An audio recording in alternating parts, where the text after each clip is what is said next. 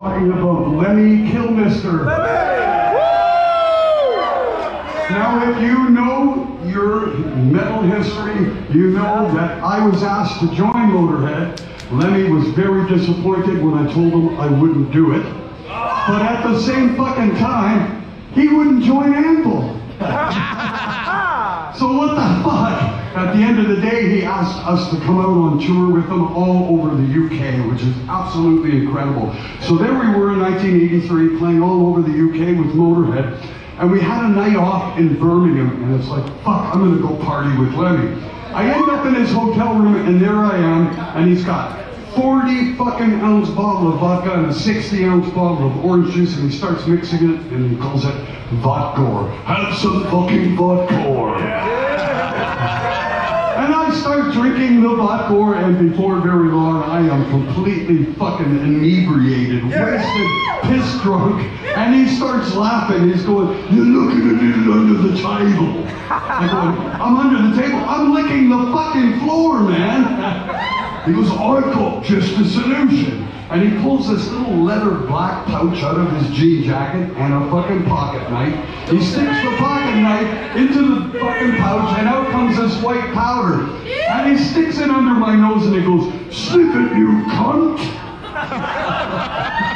When with Lemmy, you knew it's Lemmy, right? And I'm thinking I'm doing a line of coke. Yeah, right. It's pure fucking speed. I go at one, and it's like,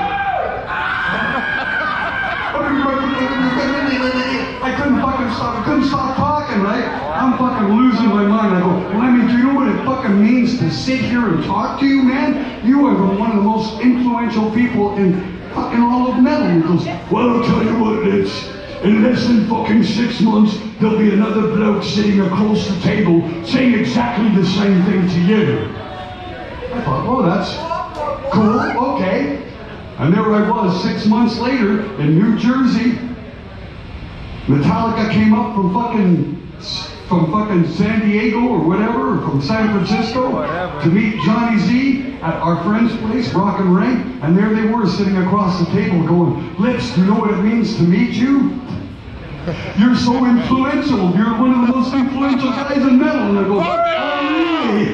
And in 6 months, there'll be somebody sitting across the table from you saying exactly the same thing.